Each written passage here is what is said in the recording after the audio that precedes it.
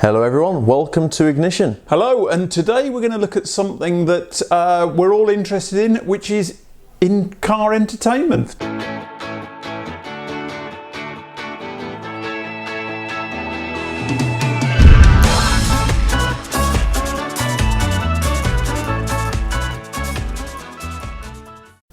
Right, so it's a bit of a controversial one, I suppose, because some people are tech freaks, some people aren't.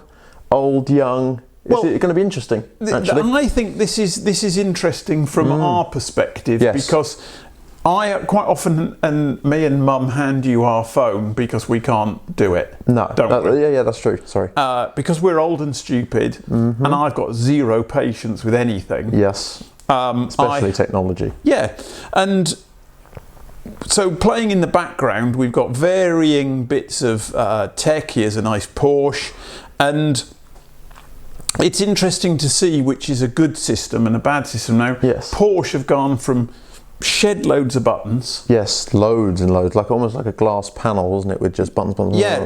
To sort of just a double layer screen, as Audi have done. What I class as a normal modern day screen. Yeah, and using the sort of Volkswagen Audi group in general terms, it's quite interesting to see the development of where they've gone button wise. Yes, and over the years it's changed quite a lot. Yeah, because I mean the Ford one here has been slaughtered. I mean, I remember the Focus having scattergun. Yeah, it was ridiculous how many everywhere. buttons that had. So it's almost very difficult to criticise a car with shed loads of buttons to a car with a screen. Yes, because almost the screen has the buttons but just not visual. And it's interesting here, this is an Audi one, but this is a generation ago, where they brought in the big screen, which we clearly like, but the buttons on the steering wheel were still physical buttons that you could feel when you've touched them. And they click, you can feel. And in essence, you kept the controls down by your heating and what have you. But particularly Volkswagen and Peugeot and what have you seem to have moved away from it. BMW are one of the few that have kept the dial for the aircon and separate, because for me, I don't think that aircon should be introduced into the infotainment screen. No, I don't know why you'd want that myself. And particularly when you've got a screen like that, I think it's very difficult not to look down at it. Oh yeah, yes, and true.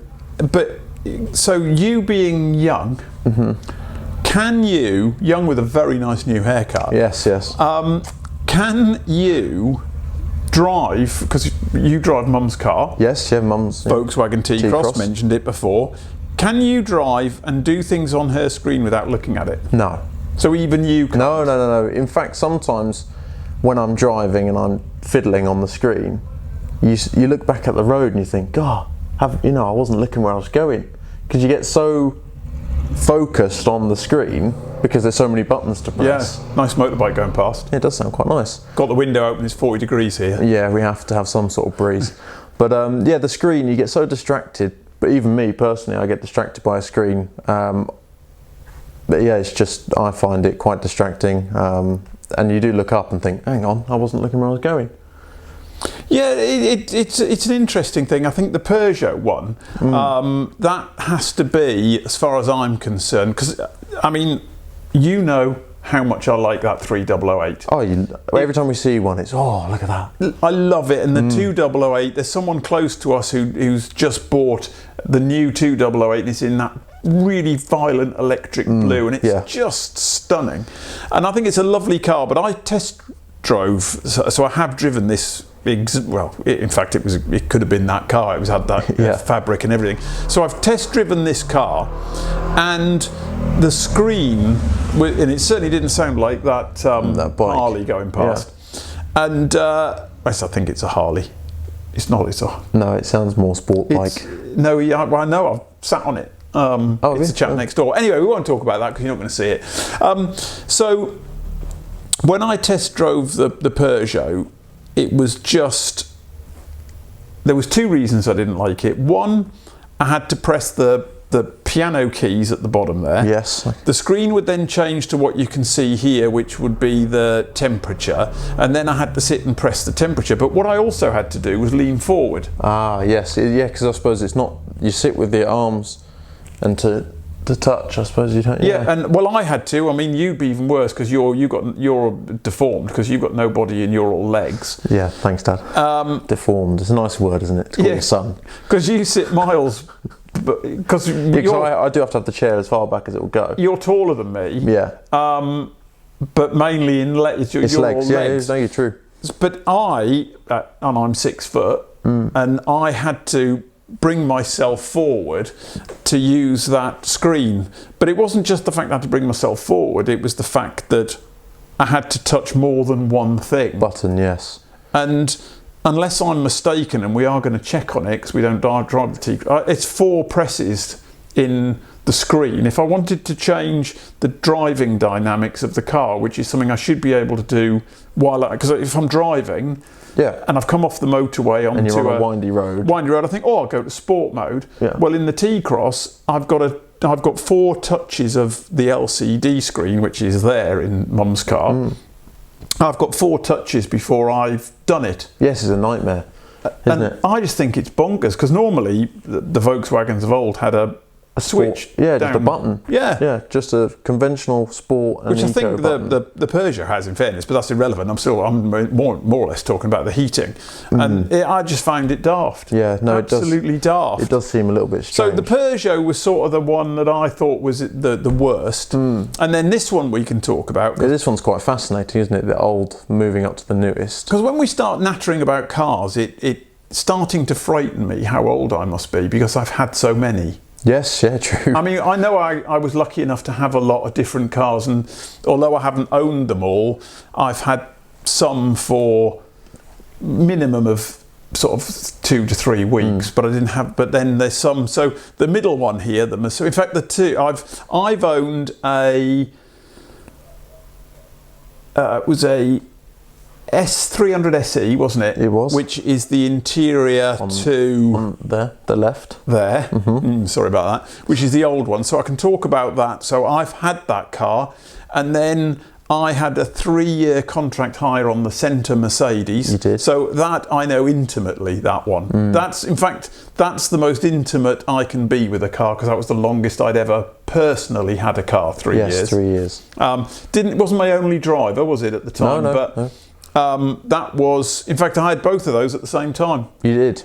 You bought the old one. I'm not entirely sure why, but you did. I bought the old one, so I had those at the same time, and I had the next Mercedes incarnation because that was my silver one, wasn't it? Yes. So I had my blue 300 SE.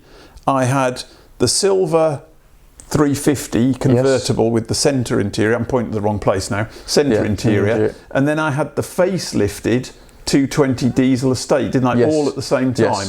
Yes. Which I know sounds weird, but the old Merc was my toy, the estate was my company car, wasn't it? And the convertible was my car. Yeah, ready to replace the estate when it went. Yeah, because it was on its way out. So I'd got the 3 cars. Yes. And then on the far side, we've got the new one. Now, the centre one worked extraordinarily well for me. I like the swivel wheel. It worked. Yes. One of the things Mercedes has got, which is the gear change on the column, is awesome, and it just worked particularly well. Now Mercedes, the E-Class there is its latest incarnation of touchscreen, but they've got rid of the wheel. They have, and they've gone for an S-Class for the screen approach. Very S-Class, isn't it? And they've gone for gesture control, voice control. Yes, everything is voice control. Gesture control doesn't work. No. Voice control doesn't work. The gesture control for me is completely pointless. Can you imagine driving along the road going like this to do your volume? And no, I can't see. Well, we've tried it and it just doesn't work anyway. You sit there going, and I can't imagine it. Do my volume. You just wouldn't do it. We've been trying the voice control for ages. Oh, voice control is always rubbish. And if you've got more than one person in the car, it just doesn't work, does it? No, because there's noise. You could be talking. You're not going to use voice control. I think it's also for oncoming traffic and you're doing this. They must think you're crazy or you're pointing something out. Yeah, and you're going. Yeah, it's ridiculous, isn't it? It's a flawed system which. Well, I'd love to think voice control would work, but the reality of it is that if there are people in the car, you've got to go, oh, can you all be quiet, please? I've got to talk to my car. It just doesn't work. No, it doesn't. And for me, that makes me appreciate the old one, which will be here. Yeah. The simplicity of it is, I think, great myself. I do think that in the old times, it was a very nice place to be. Well, luckily, we've got a selection of cars here, and other than, well, we've got two newish ones. Yeah, and the rest are old. The rest are old, and the older ones are much easier. Yeah, they are. You know, and you get the choice. I mean, if you wanted in the old ones, you can have a basic single stereo, or you can put in a modern screen. It doesn't matter. But for me, I like quite like the old stereo and things. It's nice. The other one we've got some photos of is the Volkswagen, and I wanted to put the Volkswagen up because the 2015 Golf is another car I'm intimate with, and I've done a lot of long distance drives in a GTD, and to me that GTD was the perfect interior. Yes. You spoke very highly of that. Anyone could argue whether it's the perfect car or not, but the quality was good. I like the Continental armrest on the, depending on which, right-hand drive, left-hand drive, which they've got rid of. Oh, yes, they have. In the current Golf, and it's something I really like. I used to drive, and still do. With you. I mean, we're in a left-hand drive situation, and I sit with my arm like that, and I drive badly. Yes. With my right hand. But I also like a long shaft to get hold of. Nice, yeah. And the little... See, the older one's got a lovely knob. Cracking knob. The little ones... Older ones always have cracking knobs. Yeah, you've got to fiddle with the other one to get it to work. Again, we've sat in that. There's nothing wrong with it. No. As such. I just don't connect with it. And again, it's something else you do occasionally. You sit with your hand on the knob. Yes, automatics especially, I think. I find I sit with my hand on the gear knob. And you can't do it on that one. Like, you'd press the parking brake or the button, I'm not sure, underneath it. And then the heater controls, the steering wheel in the older Golf just simply didn't need to be changed. No. It's a lovely... In fact, I've got to say, the steering wheel in the new Golf looks lovely. It does. So there's no criticisms. But that one button with haptic feedback all over it, again, you've almost got to look at which bit you're pressing. Yes. I've tried it, don't like it. To me, that 2015 Golf was the sweet spot of a fair bit of tech to keep you safe. Yes. But you could work everything easily, simply, and it just looked really, really nice and worked really, really well. Yes, and the new one I think would do my OCD in, because everything's gloss black and touch, so it's just going to be a fingerprint magnet. Oh, it is. But that's, that's here or there. But that would annoy me. But that 2015 Golf, we should really get one, because it was just such a perfect vehicle. And I suppose in some respects it's why we've been so hard on Volkswagens, because I think that Volkswagen was the perfect car. Yes. Ignoring electric or whatever, that GTD, it was comfortable, fast, economical, quality build, relatively easy simple to drive, easy to use,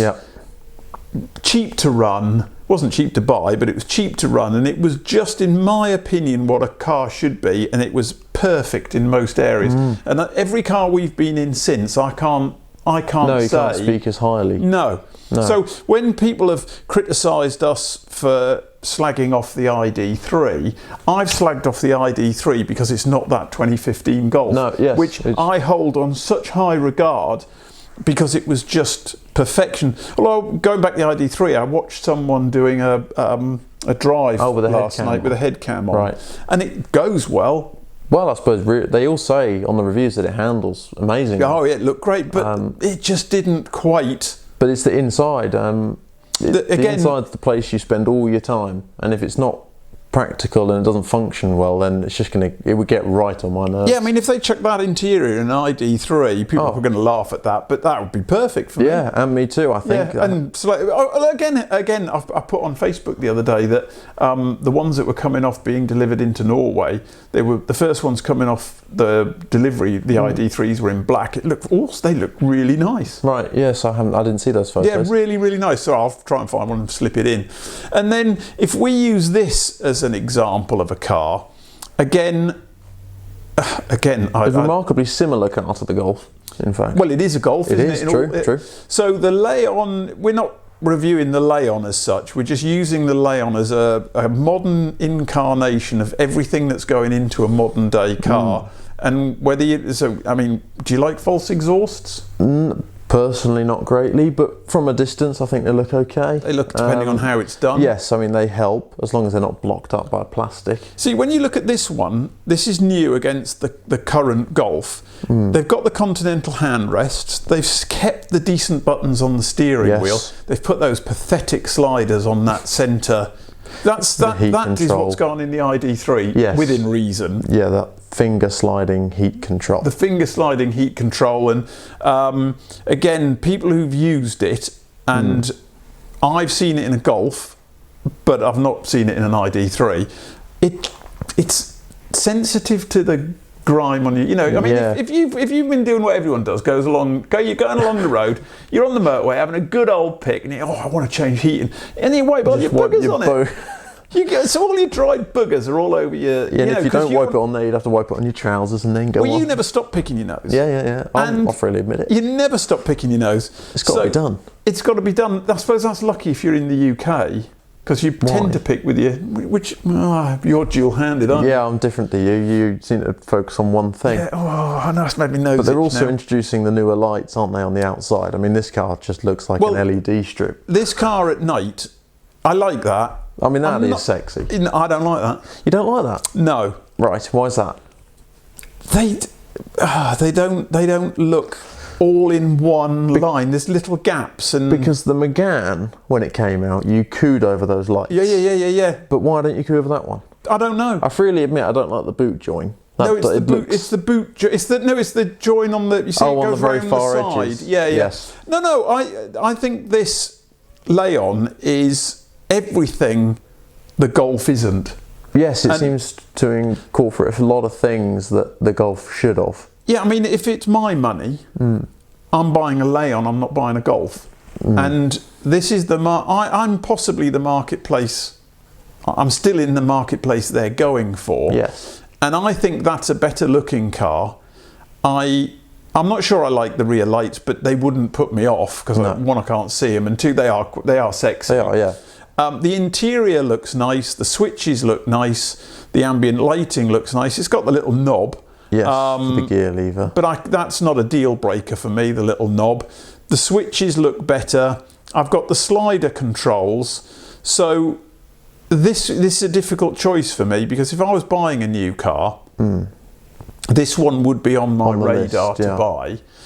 But I probably wouldn't buy one of these because of that.